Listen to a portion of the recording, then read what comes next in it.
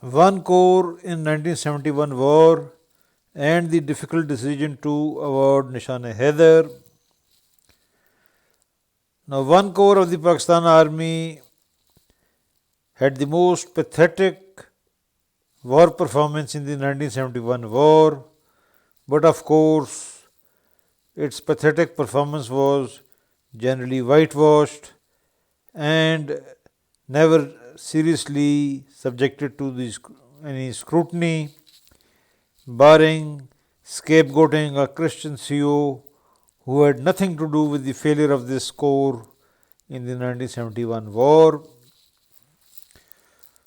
I interviewed General Nasirullah Khan Babar in March 2001 and I asked him his impressions about the operational level of leadership in the 1971 war. Nasirullah Khan Babar stated, I would only comment about the one corps area which I saw as a direct participant. The corps commander had no operational talent and should not have been promoted after all that he had done in 1965 war when he was the Director Military Intelligence. He lost his nerve from the first day of the war. This led to a very serious operational failure.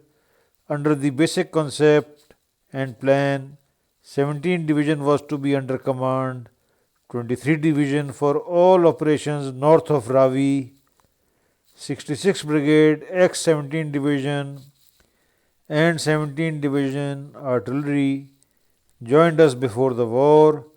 Later on, getting cold feet, General Irshad informed GHQ that he could not guarantee holding of Sialkot, and in response to his request, 17 Division less Brigade were made available to him and deployed on Marala Ravi link. They did not see battle and were wasted. This militated against a decisive breakthrough in Cham. Another direct participant of the one corps operations was Colonel Yahya Afindi. He had also served as my father's Grade 2 Operations Officer in the Military Operations Directorate. I asked Colonel Yahya Afindi about his views on the Pakistan Army one corps failure, and Afindi stated as below, quote, the enemy had been fixed between first and second layer of minefields for 5 days, but no effort was made to counterattack and destroy the enemy between the two minefields. A golden opportunity was lost on the night 10th 11th December when the enemy had put in his maximum effort to get across the second minefield layer. He was still regaining his tactical balance up to the morning of 13th December. A counterattack by 8 independent armored brigade group supported by Changez force would have yielded rich dividends. It could have developed into a major counteroffensive, eventually drawing in the 6th Armored Division into a decisive riposte.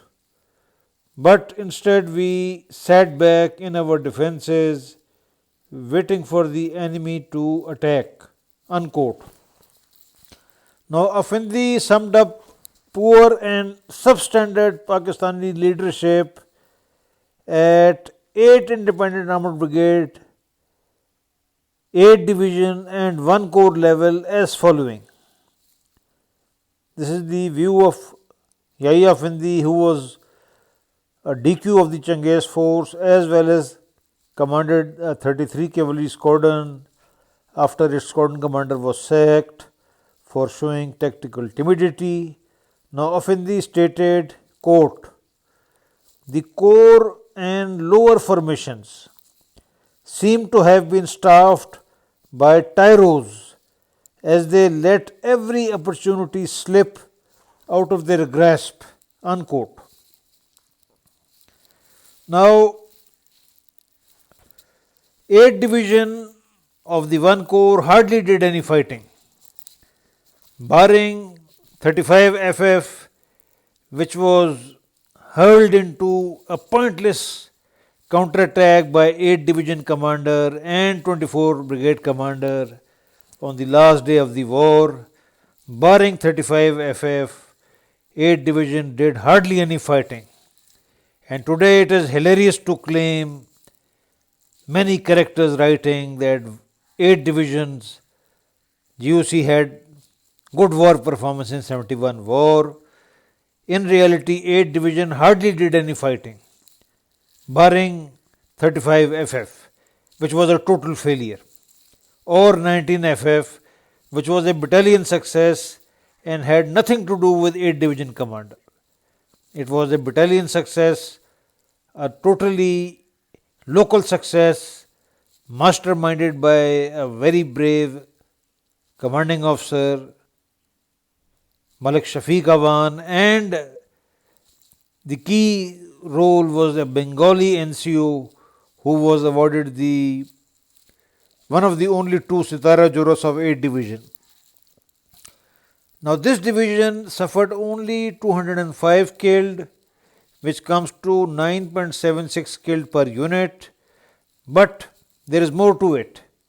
Most of this division's casualties, almost more than 1/4, were suffered by just one battalion, 35 FF, which was totally unnecessarily and tactically, I would say tactically, criminally hurled into battle by 8 division. And as you can see, this 35 FF lost 59 killed. As you can say, Shaukat Raza falsely claimed 80 killed. Ali Hamid also falsely claimed 80 killed. This battalion lost 59 killed. Now, barring 35 FF, 8 division hardly did any serious fighting. The second highest casualties were 21 Baluch, which again 8 division unjustly scapegoated for the Badapint failure. Now, what could one 21 Baluch company have done in face of 3 Indian battalions attacking across the Basanta river? But it was very convenient to scapegoat a subunit, because the major failure of 1 Corps was its corps commander and 8 division commander, who was of course promoted 3-star after the war. Now, if you study, the major part of the fighting in 8 division was done by 20 Lancers, which suffered 16 casualties, higher than all units of the division except 35 FF, which was a complete failure, and 21 Baluch, 24 killed. Only battalion which came near this 20 Lancers casualties was 19 FF, who, as you can see, suffered 16 casualties, as many as the 20 Lancers. Now, major fighting was done by 20 Lancers. I asked my father's GOC, General Abdullah Saeed, who was part of 1 Corps in 1971, how Nishan I HAIDAR was awarded to a 20 Lancers person, and Abdullah Saeed chuckled and laughed and stated that the Corps had no choice. 15th Division had done almost zero fighting, and 8th Division also had hardly done any fighting. 20 Lancers had repeatedly engaged the Indians and had got into prolonged fights, and even the Indian official history acknowledged the action of Sawar Muhammad Hussain. If you read it, you can find out.